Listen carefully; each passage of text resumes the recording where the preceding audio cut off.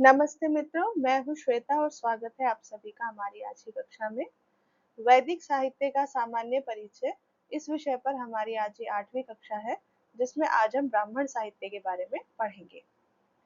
तो जैसा कि आप जानते ही हैं, वेदों के बाद वैदिक साहित्य के अंतर्गत ब्राह्मण साहित्य का विकास हुआ।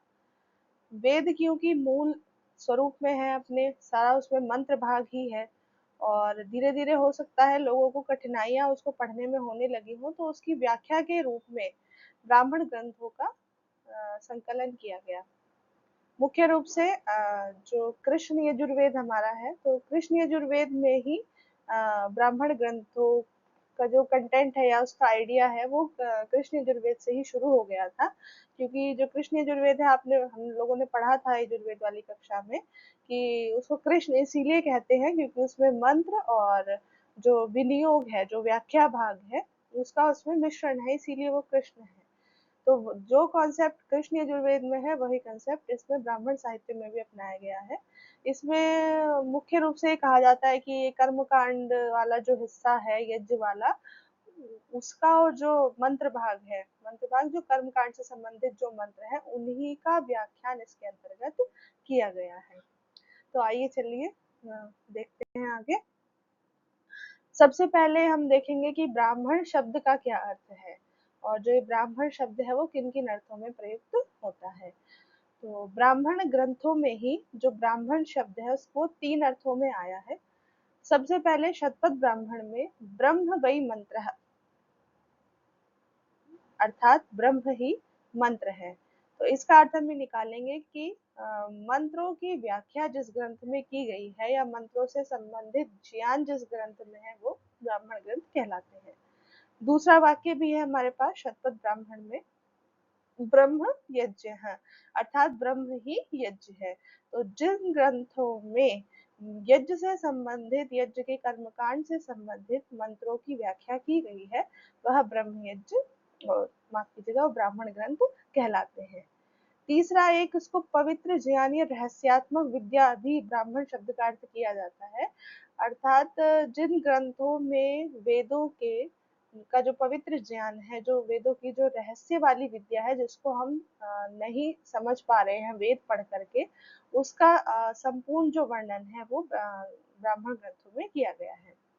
मीमांसा दर्शन का कथन है शेषे ब्राह्मण शब्द है, अर्थात जो भी संहिता भाग से शेष रह गया है, संहिता भाग से मतलब वेद में जो मंत्र दिए गए हैं उनसे भिन्न जो भी रह गया है, व्याख्या है, विनियोग है, वो सब जिसमें दिया गया है वो ब्राह्मण ग्रंथ कहलाते हैं।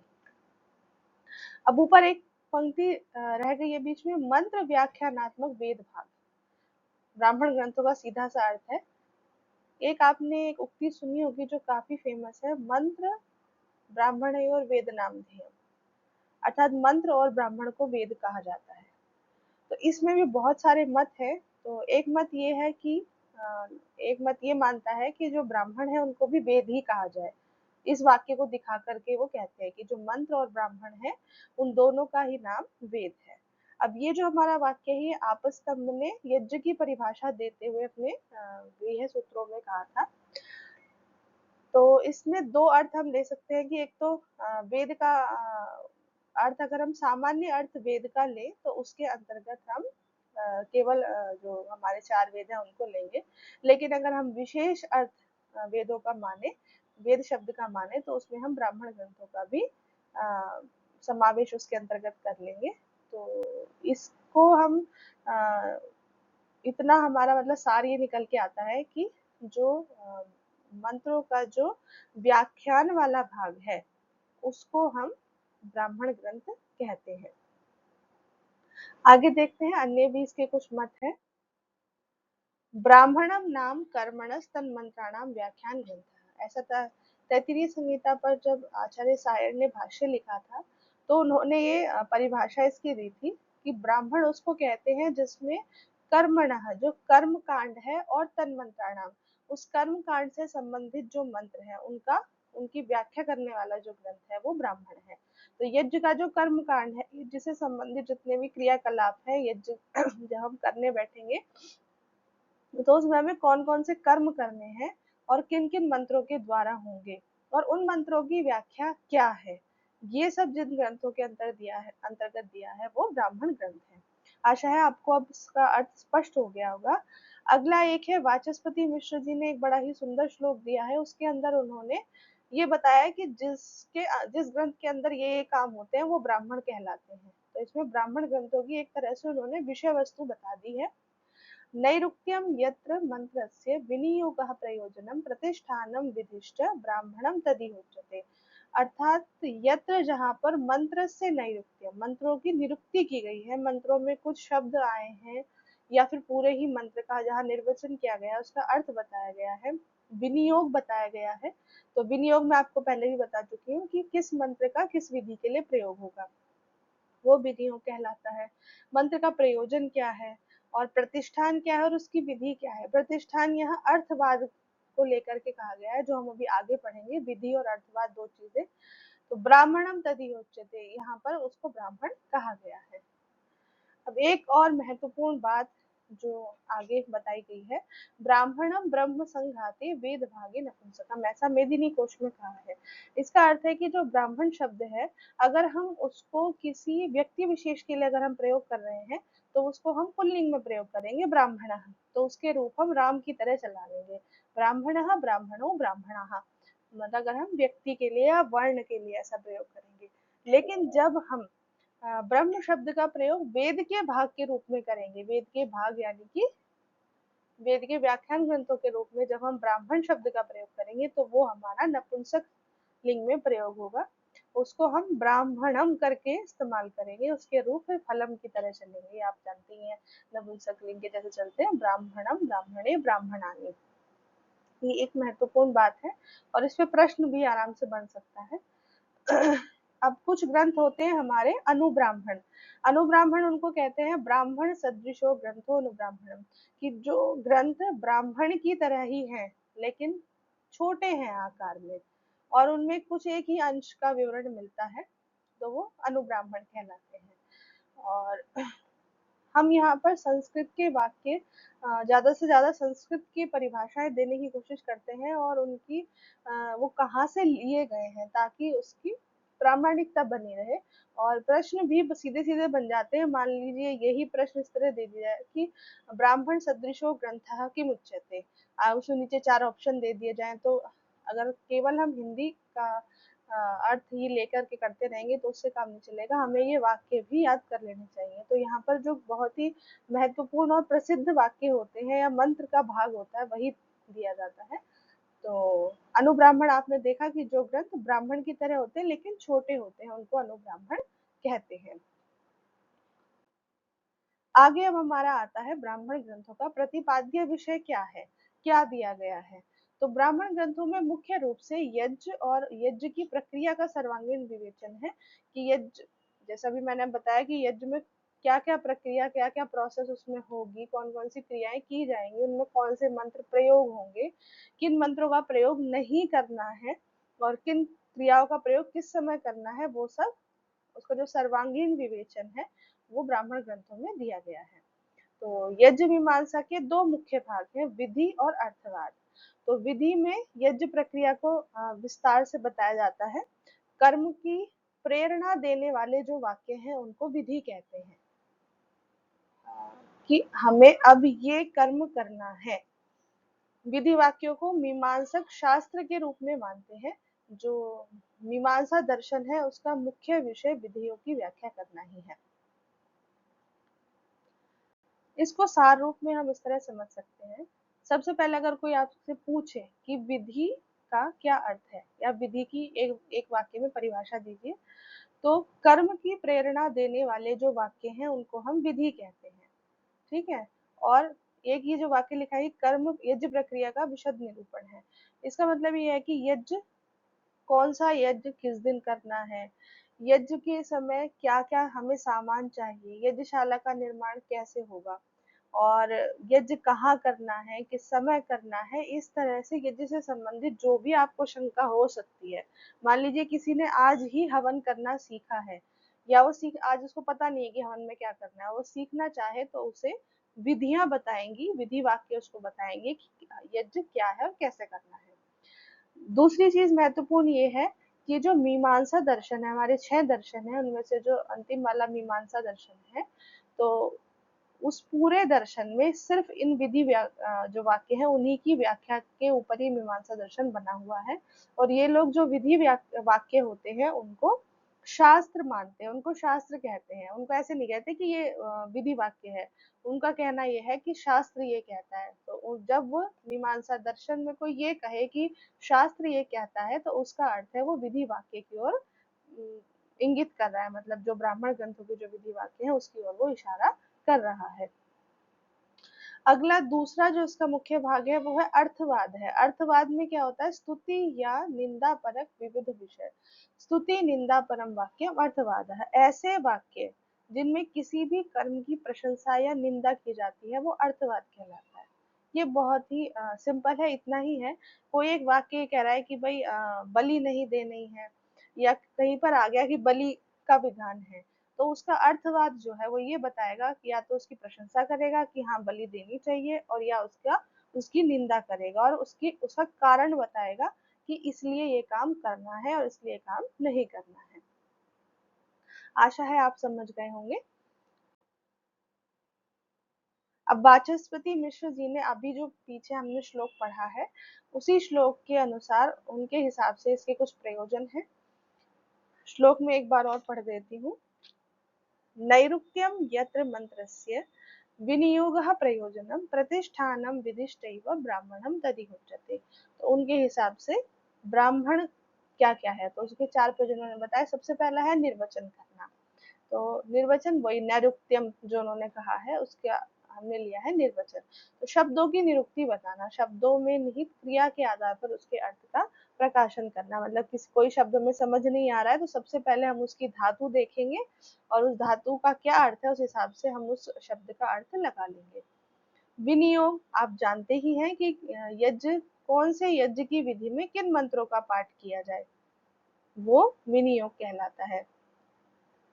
अब इसमें एक विशेष बात यह है ब्राह्मणों के में कि कहीं कहीं विनियोग बिल्कुल जो है मंत्र के अर्थ के अनुकूल दिया गया है, कि जैसा मंत्र का अर्थ है वैसा ही उसका प्रयोग करना है।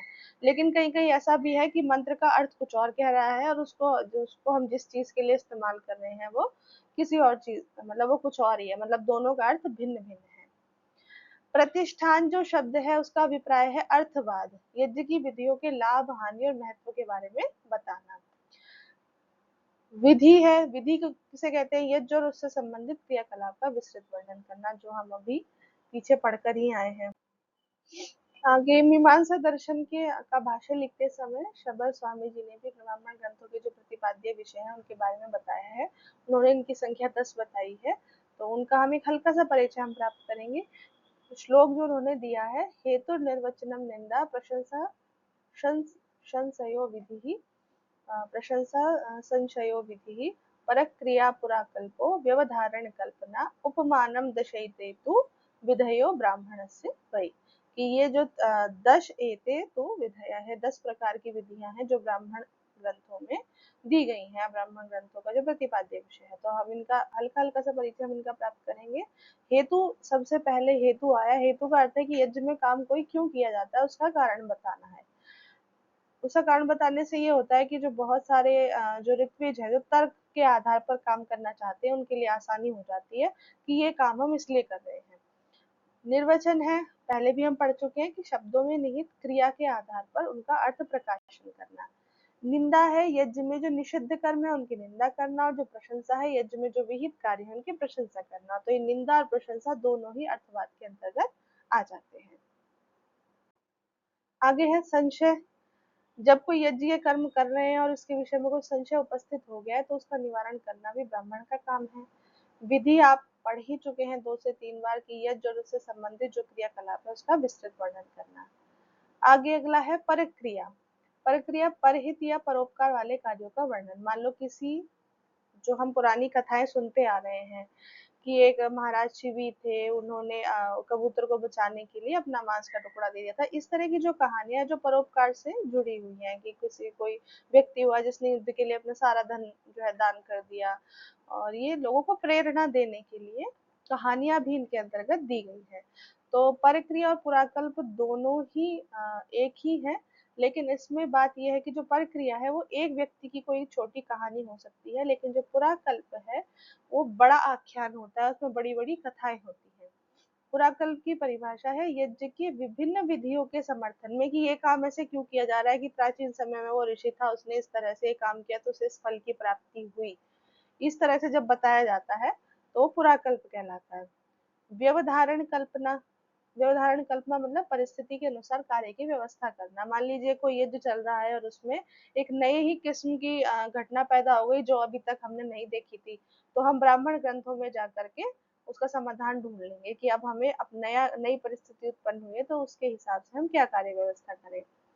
उपमान, कोई उपमा या उदाहरण देकर वर्ण्य विषय की पुष्टि करना, ये भी प्रक्रिया पुराकल्प की तरह ही हम इसको मान सकते हैं। तो ये 10 प्रतिपाद्य विषय शबर स्वामी ने मीमांसा दर्शन के भाष्य में बताए हैं। अब ये जो परक्रिया और पुराकल्प है, इन दोनों को आख्यान के अंतर्गत मान लिया जाता है। मतलब जब जहां भी परक्रिया और पुराकल्प का वर्णन आया है तो इनके जो प्रथम वाक्य है उनमें इस तरह से कहा जाता है इति ह आख्यायते। जैसे कि एक शुनः शेप आख्यान है ऐतरेय ब्राह्मण का, तो वो आपके पाठ्यक्रम में भी लगा हुआ और लोकप्रिय है। तो शुनः शेप आख्यान बताया गया है कि एक बार एक पुत्र था, उसको मतलब उसकी बलि देनी थी, तो और उसकी जगह राजा ने सोचा कि मैं अपना पुत्र ना देकर ही किसी गरीब ब्राह्मण का पुत्र दे दूंगा। तो उस तरह का वो आख्यान है, वो हम बाद में विस्तार से पढ़ेंगे जब ऐतरेय ब्राह्मण आएगा। तो इस तरह के जो दोनों ये चीजें हैं परक्रिया और पुराकल्प, जिनमें कि किसी व्यक्ति से संबंधित या जो पुरानी कथाएं हैं वो बताई जाती हैं, इन दोनों को हम आख्यान के अंतर्गत रखते हैं। और जब ये शुरू होती है कहानी तो इसके शुरू में वाक्य दिया जाता है इति ह आख्यायते। ठीक है, ये इनकी पहचान होती है। आशा है आप लोग समझ गए होंगे। अगर नहीं आपको कुछ भी समझ आ रहा है, कुछ प्रश्न है, तो आप कमेंट बॉक्स में पूछ सकते हैं।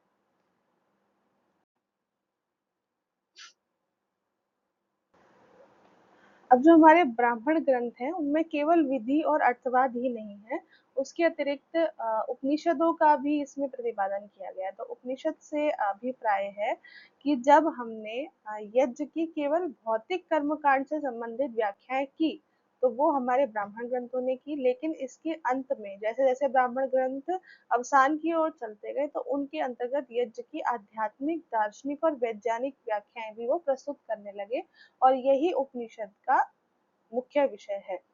ब्राह्मणों के अवसान के साथ ही आरण्य ग्रंथों का उदय हुआ और उनके साथ साथ ही उपनिषद ग्रंथ भी बने। तो आरण्यक और उपनिषद ग्रंथों की यही विशेषता है कि उनके अंतर्गत यज्ञों की जो आध्यात्मिक और दार्शनिक वैज्ञानिक व्याख्याएं हैं वो दी गई हैं, और ब्राह्मण ग्रंथों को ही कर्मकांड के प्रथम प्रचारक के रूप में माना जाता है, क्योंकि सीधे वेद है उनके पास, सीधे ब्राह्मण ग्रंथ हैं। तो जो कर्मकांड का जो पहला प्रतिपादन था वो ब्राह्मण ग्रंथों के द्वारा ही किया गया। और विविध निर्वाचन दिए हैं इन्होंने, शब्दों के निर्वचन करना इनका काम है, अभी जैसे हमने पीछे पढ़ा है।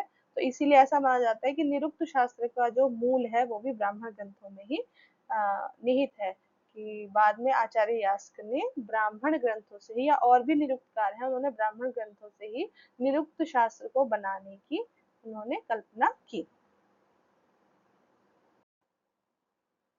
अब एक बहुत ही मुख्य विषय है मंत्र और ब्राह्मण में क्या अंतर है, जो कि एक वाक्य अभी हमने पीछे भी देखा कि मंत्र ब्राह्मण और वेद नाम नियम, उससे ही संबंधित बातें हम आगे भी करेंगे कि ऐसा नहीं है कि जो ब्राह्मण है और मंत्र है वो एक ही है, वो अलग अलग हैं। उनके अंदर जो भिन्नताएं हैं वो हम देखने का प्रयास करेंगे।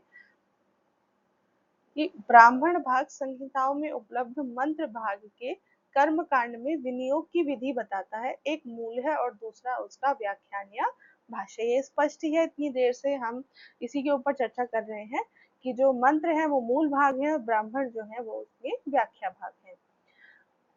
वेद शब्द का ही गौण अर्थ लेते हुए आपस्तम श्रौत सूत्र की मंत्र ब्राह्मण वेद नाम में उक्ति प्रसिद्ध हुई है। तो वो वेद का अगर हम सामान्य अर्थ लेंगे, मुख्य अर्थ लेंगे तो हम चारों वेद हम समझेंगे, और अगर गौण अर्थ हम लेंगे तो उसमें हम ब्राह्मण भाग को भी शामिल कर लेंगे। अब जो संहिता ग्रंथ है वो मुख्यतः छंदोबद्ध माने गए हैं, और यजुर्वेद और अथर्ववेद में कुछ गद्यात्मक भाग भी है, लेकिन ब्राह्मण ग्रंथों की विशेषता है कि ये पूर्णतः गद्यात्मक ही है। इनमें कहीं भी छंदों का प्रयोग नहीं किया गया है। हमारे जो संगीता ग्रंथ है वो मुख्य रूप से स्तुति प्रधान है, उनमें किसी न हर जगह देवताओं की स्तुतियां की गई हैं। लेकिन जो ब्राह्मण ग्रंथ है उनमें मुख्य रूप से यज्ञ की विधियां प्रधान है, वो विधि प्रधान है। और किसकी विधि है उसमें? यज्ञ की। वेदों की अपेक्षा ब्राह्मणों की भाषा सरल और सरस है। लंबे समास, क्लिष्ट पद और दुरूह शब्दों का ब्राह्मण ग्रंथों में अभाव पाया जाता है। तो वही है कि सबसे पहले वेद बने, वेद जो है वो आगे आने वाली जनरेशन्स के लिए हो सकता है कठिन हो गए होंगे, क्लिष्ट हो गए होंगे, तो उन्हीं को सरल करने के लिए फिर ब्राह्मण ग्रंथों की रचना हुई। कुछ विद्याओं का उसमें अभाव हो गया होगा ब्राह्मण ग्रंथों में, कि लोग उस तरह से, अब हो सकता है लोग उतना कर्म कांड की तरफ ना झुक रहे हो, आध्यात्मिक ताकि ओर जाना चाहते हो, तो फिर आरण्यक ग्रंथों का विकास हुआ। फिर लोग दार्शनिकता की ओर झुकने लगे होंगे, तो उपनिषदों का विकास हुआ। आशुलायन गृह्य सूत्र में ऋषि एवं आचार्य में भेद किया गया है। ऋषि मंत्र दृष्टा है।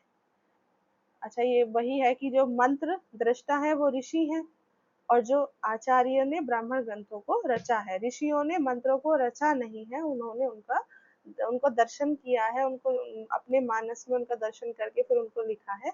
लेकिन जो ब्राह्मण ग्रंथों के रचयिता जो होते हैं उनको आचार्य कहते हैं। कृष्ण यजुर्वेद की संहिताओं में ही ब्राह्मणगत विषय वस्तु का निरूपण आरंभ हो चुका था। ये हम पहले भी पढ़ चुके हैं। चलिए आगे देखते हैं। अब हमारा विषय आता है कि ब्राह्मण ग्रंथों का वर्गीकरण।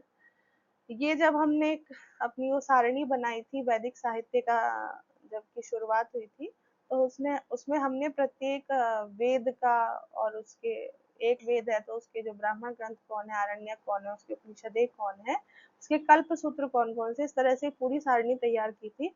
अब हम केवल एक वेद और उसके ब्राह्मण कौन कौन से हैं उनको देखेंगे, और उनका थोड़ा सा सामान्य परिचय हम प्राप्त करेंगे। तो ब्राह्मण ग्रंथों का जो वर्गीकरण है वो इस प्रकार से है। ऋग्वेद के दो ब्राह्मण ग्रंथ है, ऐतरेय ब्राह्मण और शांखायन ब्राह्मण, जिसको कि कौशितकी ब्राह्मण भी कहते हैं। शुक्ल यजुर्वेद, यजुर्वेद के दो भाग है, शुक्ल यजुर्वेद और कृष्ण यजुर्वेद। तो शुक्ल यजुर्वेद का जो ब्राह्मण है वो शतपथ ब्राह्मण है, कृष्ण यजुर्वेद का तैत्तिरीय ब्राह्मण है। सामवेद के 8 ब्राह्मण है जिनके नाम यहाँ दिए गए हैं। इसकी जो सामवेद की 3 शाखाएं हैं उनके अलग अलग हैं, लेकिन मैंने यहाँ मिलाकर के इसमें दे दिए हैं। और चौथा है हमारा अथर्ववेद, उसका सिर्फ एक ही ब्राह्मण है, गोपद ब्राह्मण। अब आइए प्रमुख ब्राह्मण ग्रंथों का सामान्य परिचय हम यहाँ थोड़ा सा प्राप्त कर लेते हैं। सबसे पहले हमारा आता है ऐतरेय ब्राह्मण, जो कि ऋग्वेद का ब्राह्मण है, ऋग्वेद की शाकल शाखा से संबंधित है। देखिए, जो भी हमारा सिलेबस लगा है उसमें सामान्य परिचय की बात की गई है, तो हम इसमें केवल बहुत ही पॉइंट टू पॉइंट हम इसमें एक बार देख लेते हैं, कि हो सकता है उसके अंदर से प्रश्न आ जाते हैं। सिर्फ वही सूचनाएं इसके अंतर्गत हमने ब्राह्मणों से संबंधित ली हैं। अगर हम ज्यादा ही विस्तार में चले जाएंगे तो उतना हमारे लिए संभव भी नहीं है, और उतना उसकी आवश्यकता भी नहीं है। केवल कुछ प्रमुख बिंदु हमने ब्राह्मण ग्रंथों के देने का प्रयास किया है। तो हम सबसे पहले देखेंगे कि ऐतरेय ब्राह्मण जो है वो ऋग्वेद की शाकल शाखा से संबंधित है। ऐतरेय महिदास इसके संकलन करता है, और इसका मुख्य संबंध जो है वो सोमयाग से है, ऐतरेय ब्राह्मण का। तो ऐतरेय ब्राह्मण में मुख्यतः सोमयाग का वर्णन है। अब इसके अंतर्गत और भी चीजें हैं जिनका वर्णन किया गया है, जैसे त्रिविध ऋण का जो वर्णन है वो सबसे पहले ऐतरेय ब्राह्मण में ही किया गया है। जो पितृऋण और देव ऋण और ऋषि ऋण, जो 3 ऋण होते हैं, उनका वर्णन ऐतरेय ब्राह्मण में मिलता है। चरैवेति का उपदेश जो है वो ऐतरेय ब्राह्मण ने किया है। चरएवेति अर्थात चलते ही रहो, चलते ही रहो। और इसका जो सबसे महत्वपूर्ण जो है वो हरिश्चंद्रोपाख्यान है और शुनहक्षेपोपाख्यान है। दोनों ही आपके कोर्स में लगे हैं, तो जब इनका क्रम आएगा हम इनको आराम से पढ़ेंगे। तो ऐतरेय ब्राह्मण की 7वीं पंचिका में ये 2 उपाख्यान दिए हैं। अष्टम पंचिका जो है उसमें 10 प्रकार की शासन प्रणालियों का वर्णन है। तो कुल मिलाकर के इसमें 40 अध्याय हैं, 8 पंचिकाएं हैं और 285 खंड है। पंचिका मतलब 5-5 अध्यायों का जो ग्रुप है उसको पंचिका कहते हैं। और कुछ इसके प्रमुख वाक्य या विधि वाक्य हम कह सकते हैं। यज्ञो वही विष्णु, अर्थात यज्ञ क्या है, वह विष्णु है, सब जगह व्याप्त है। इंद्र इच्चरतः सखा, कि जो चलता रहता है इंद्र भी उसी का सखा बनता है। मतलब वो कहते हैं ना कि जो अपना कर्म करता है तो भगवान भी उसी की सहायता करता है। नाना श्रांताय श्री रस्ती, अर्थात जो थक कर के बैठ जाता है उसके लिए कहीं भी श्री लक्ष्मी नहीं है। चरण वही मधुमिंदति, अर्थात जो चलता रहता है वही सुख को प्राप्त करता है, मधु को प्राप्त करता है अपने जीवन में। तो ये इसकी कुछ प्रमुख चीजें थी जिन पे अक्सर हर परीक्षा में प्रश्न बनते ही रहते हैं, तो आप इन सबको याद कर लीजिएगा। अगला हमारा कौशिकी ब्राह्मण है, जिसको शांखायन ब्राह्मण भी कहते हैं। ये इतना प्रमुख नहीं है, फिर हम इसे देख लेते हैं। ऋग्वेद की बाष्कल शाखा से संबंधित है और उसमें 30 अध्याय हैं। इसके रचयिता शांखायन ऋषि हैं और एक प्रमुख अग्निर्वय देवानाम मुखम, अर्थात अग्नि को देवताओं का मुख बताया गया है। ऐसा माना जाता है कि जब हम यज्ञ में आहुति डालते हैं तो अग्नि उस आहुति को ग्रहण करके देवताओं तक पहुंचा देते हैं। आगे शतपथ ब्राह्मण है और ये शुक्ल यजुर्वेद का से संबंधित एकमात्र ब्राह्मण यही है। और ये माध्यन्दिन शाखा का, क्योंकि दो शाखा है शुक्ल यजुर्वेद की, एक माध्यन्दिन और एक काण्व, और दोनों शाखाओं का यही एक ब्राह्मण है। मतलब है तो अलग अलग, शतपथ माध्यन्दिन ब्राह्मण अलग है और शतपथ काण्व ब्राह्मण अलग है। इस जो ये जो ब्राह्मण है शतपथ ब्राह्मण, ये 100 अध्यायों का है, इसीलिए इसको शतपथ कहा गया है। इस ब्राह्मण के जो अंतिम 6 अध्याय हैं उन्हीं को बृहदारण्यकोपनिषद कहा जाता है। तो बृहदारण्यकोपनिषद कोई अलग से कोई ग्रंथ नहीं है, शतपथ ब्राह्मण के अंतिम 6 अध्यायों को अलग करके उसका संबंध ज्ञान कांड से कर दिया गया, क्योंकि इसमें तो कर्म कांड है मुख्य रूप से, तो और वे अध्याय ज्ञान कांड से संबंधित है, उसमें ज्ञान विज्ञान की चर्चाएं हैं, तो इसलिए उनको अलग करके उनका नाम बृहदारण्यकोपनिषद रख दिया। अब जो इसका 11वां कांड है उसमें पंच महायज्ञ का वर्णन है, उपनयन संस्कार का वर्णन है और स्वाध्याय की प्रशंसा की गई है। और इसके कुछ महत्वपूर्ण जो सूक्त हैं वो है मनु और श्रद्धा, इंद्र वृत्र का युद्ध और पुररवा उर्वशी। और कांड और माध्यम के पृथक पृथक शतपथ ब्राह्मण है, वो भी मैंने आपको बताया ही। आगे देखते हैं तैत्तिरीय ब्राह्मण। ये इसके रचयिता कौन है? वैशंपायन के शिष्य आचार्य तित्तरीय तैत्तिरीय ब्राह्मण के रचयिता है और ये कृष्ण यजुर्वेद से संबंधित एकमात्र संपूर्ण ब्राह्मण ग्रंथ है। ये एकमात्र ऐसा ब्राह्मण ग्रंथ है जो पूर्ण रूप में मिलता है। इसका विभाजन 3 कांडों में हुआ है और इसके अंतर्गत कुछ पारिभाषिक शब्द आए हैं जो कि यज्ञ से ही जुड़े हुए हैं। तो जब हमने यजुर्वेद पढ़ा था तो तब भी हमने जो कुछ प्रमुख यज्ञ हैं उनके जो नाम थे वो हमने उनका अर्थ जानने का प्रयास किया था। तो इसमें भी कुछ शब्द हैं, जैसे उपहोम। उपहोम होते छोटे छोटे जो इतने मुख्य यज्ञ नहीं होते, उनको उपहोम कहते हैं। क्रतु कहते हैं 1 दिन से 12 दिन तक चलने वाले यज्ञ को क्रतु कहते हैं। सत्र कहते हैं 12 से अधिक दिन चलने वाले जो यज्ञ हैं। अहीन कहते हैं 2 से 12 दिन तक चलने वाले यज्ञ। अब क्रतु और अहीन में एक ही दिन का फर्क है। मान लो अगर आज 1 दिन से लेके 12 दिन तक चला, अहीन है 2 से 12 दिन तक चलने वाला। ये हो सकता है इनमें और भी बहुत सारे फर्क होंगे, इनके नाम ऐसे ही अलग अलग नहीं रखे गए, लेकिन हम तो थोड़ा सा हल्का सा इनका परिचय प्राप्त कर लेंगे। आगे है तृतीय कांड के 11वें प्रपाठक में नाचिकेतस अग्नि का वर्णन है। तो नाचिकेतस जो अग्नि है, जो कठोपनिषद है हमारी, उसका प्रमुख विषय नाचिकेतस अग्नि ही है। तो वो जो आख्यान है वो पहले तैत्तिरीय ब्राह्मण में भी आ चुका है। और एक इसका प्रमुख वाक्य है अनंता वै वेदः, अर्थात ज्ञान अनंत है। और इसके प्रमुख आख्यान है महर्षि भरद्वाज का सीता और सावित्री के प्रेमाख्यान का। और एक इसमें गवामयन याग का वर्णन है। इसमें गवामयन शब्द का अर्थ है गवाम प्लस अयन, अर्थात जो सूर्य का जो दक्षिणायन और उत्तरायण है उसको तो अयन से कहा गया है, और गवाम अर्थात सूर्य की किरणें जो है। तो ये कुल मिलाकर के जैसे दक्षिणायन उत्तरायण दोनों आते हैं, उनका पूरा चक्र चलता रहता है पूरे साल भर में, 6 महीने दक्षिणायन रहा, 6 महीने उत्तरायण रहा, तो उसको ही कुछ प्रतीक मान करके कोई यज्ञ किया जाता होगा, तो उसको गवामयन यज्ञ कहा जाता है। हमें केवल इतना याद रखना है कि सूर्य की गति से संबंधित जो मंत्र है, गति को आधार बना करके जो हवन यज्ञ किया जाता है। अगला है हमारा मैत्रायणी ब्राह्मण है और ये मैत्रायणी संहिता का 4th अध्याय है। पर्वतोपाख्यान और रात्रि की उत्पत्ति का आख्यान इसमें महत्वपूर्ण है। इतना आवश्यक भी नहीं है, केवल जो ये रात्रि की उत्पत्ति वाला आख्यान है ये महत्वपूर्ण है, इस पर प्रश्न बनते हैं। तो इसको आप इतना याद रख सकते हैं कि ये जो रात्रि की उत्पत्ति का आख्यान है मैत्रेयणी ब्राह्मण में दिया गया है। आगे देखते हैं, सामवेद के ब्राह्मण है, इनकी कुल संख्या 8 है। तो इनमें से जो प्रमुख चीजें आती हैं उन्हीं को हमने सिर्फ यहाँ पे लिया है। सबसे पहले इसके दो जो है तांड्य और षड्विंश, इनको ही पूर्ण ब्राह्मण कहा गया है। बाकी सारे जो 6 ब्राह्मण है उनको अनुब्राह्मण कहते हैं। आप समझे होंगे कि सामवेद के कुल 8 ब्राह्मण हैं, जिनमें से जो तांड्य ब्राह्मण और पंचविंश ब्राह्मण षड्विंश ब्राह्मण है, तांड्य और जो षड्विंश ब्राह्मण है वही केवल पूर्ण ब्राह्मण के रूप में माने जाते हैं। बाकी जो 6 ब्राह्मण है वो सब अनुब्राह्मण कहलाते हैं, अर्थात वो छोटे छोटे ब्राह्मण है। अब जो तांड्य और षड्विंश ब्राह्मण है, तो तांड्य ब्राह्मण है उसको पंचविंश ब्राह्मण भी कहा जाता है, क्योंकि उसमें 25 अध्याय है। और जो षड्विंश ब्राह्मण है उसमें 26 अध्याय है, इसलिए उसको षड्विंश ब्राह्मण कहा जाता है। तो ऐसा माना जाता है कि जो तांड्य महाब्राह्मण में जो कहानी अधूरी रह गई थी, या जो मतलब विषय शेष रह गए थे, उसको षड्विंश में पूर्ण किया गया है।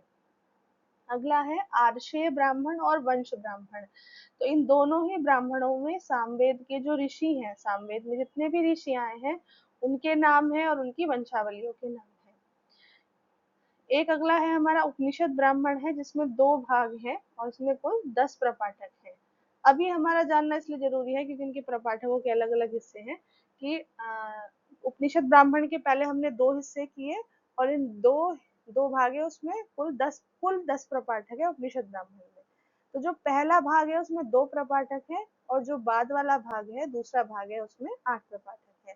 तो प्रथम भाग में 2 प्रपाठक हैं जो कि मंत्र ब्राह्मण या छांदोग्य ब्राह्मण के नाम से प्रसिद्ध हैं।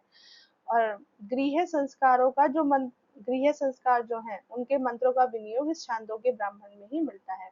लेकिन जो दूसरा भाग है इसका, जिसके अंतर्गत की 8 प्रपाठक है, उसको छांदोग्य उपनिषद कहते हैं। छांदोग्य उपनिषद प्रसिद्ध ही है, और जब आगे उपनिषदों का क्रम आएगा हम उसके बारे में पढ़ेंगे भी। अधिकांश विद्वानों का मत है कि जो आर्षेय ब्राह्मण है और देवता अध्याय है वो दोनों एक ही ग्रंथ के 2 भाग हैं, कि ये पहले एक ही ब्राह्मण था, बाद में इसके 2 हिस्से कर दिए गए। आकार की दृष्टि से देवता अध्याय बहुत छोटा है, और इस देवता अध्याय ब्राह्मण में ही तृतीय खंड में सामवेदीय छंदों के नामों की निरुक्तियां दी गई हैं। जैसे वो जो छंदों का प्रयोग हुआ है, जो हमने छंद सामवेद के समय में पढ़े हुए थे, गायत्री उष्णिक वाले, उनके नामों की निरुक्तियां देवता अध्याय में दी गई हैं। और आचार्य यास्क ने भी बहुत सारे निरुक्तियों को अपने ग्रंथ में दिया है। तो एक बार हम फिर से इसको रिवाइज कर लेते हैं। सबसे पहले हमने देखा कि सामवेद में कुल 8 ब्राह्मण हैं, 8 ब्राह्मण ग्रंथ इसके माने जाते हैं, जिनमें से जो 2 ब्राह्मण हैं, तांड्य महाब्राह्मण और षड्विंश ब्राह्मण, ये दोनों ही पूर्ण ब्राह्मण है। बाकी सारे जो 6 हैं वो अनुब्राह्मण कहलाते हैं, अर्थात वो आकार में छोटे हैं। अब उनमें जो प्रमुख है, जैसे कि आर्षेय ब्राह्मण है और जो वंश ब्राह्मण है, इनमें जो सामवेद में जो ऋषि आए हैं उनके वंशजों की सूची दी गई है। जो उपनिषद ब्राह्मण है वो 2 हिस्सों में बटा हुआ है, उसके 10 प्रपाठक है। तो जो शुरू के 2 हिस्से हैं, यानी कि जो 2 प्रपाठक हैं, उनको छांदोग्य ब्राह्मण कहा जाता है, और जो बाद का हिस्सा है उसको छांदोग्य उपनिषद कहा जाता है। और एक बात ये भी है कि जो आर्षेय और देवताध्याय ब्राह्मण है उसको एक ही ग्रंथ के 2 भाग माने जाते हैं, और देवताध्याय बहुत छोटा है और उसके तीसरे खंड में छंदों के नामों की निरुक्तियां दी गई हैं। ये हमारे सामवेद के ब्राह्मण हो गए। आगे हम देखते हैं गोपद ब्राह्मण है, जो कि अथर्ववेद का एकमात्र ब्राह्मण है। इसके 2 भाग हैं, पूर्व गोपद और उत्तर गोपद, और इसी के अंतर्गत वो जो अथर्ववेद के 5 उपवेद हैं उनका वर्णन भी इसी के अंतर्गत किया गया है। तो धन्यवाद, आज के लिए बस इतना ही। अब क्योंकि मैंने आपको पहले भी बताया क्लास में कि जो ब्राह्मण है, ब्राह्मण साहित्य का हमें केवल सामान्य परिचय प्राप्त करना है। तो जिन जिन विषयों से प्रश्न बन सकते हैं उन्हीं की चर्चा आज हमने की है। तो आशा है आपको समझ आया होगा। जो भी आपको अगर कुछ शंका है या कुछ आपको सही नहीं लग रहा, आप पूछना चाहते हैं, तो उसको आप कमेंट बॉक्स पे पूछ सकते हैं, या फिर आप हमारा टेलीग्राम ग्रुप ज्वाइन कर सकते हैं, जिसका लिंक आपको कमेंट बॉक्स पे मिल जाएगा। तो आप हमारे चैनल को सब्सक्राइब कीजिए, जुड़िए, अपने मित्रों को भी भेजिए, और इस फ्री कोर्स का लाभ उठाइए। धन्यवाद। मिलते हैं अगली कक्षा में।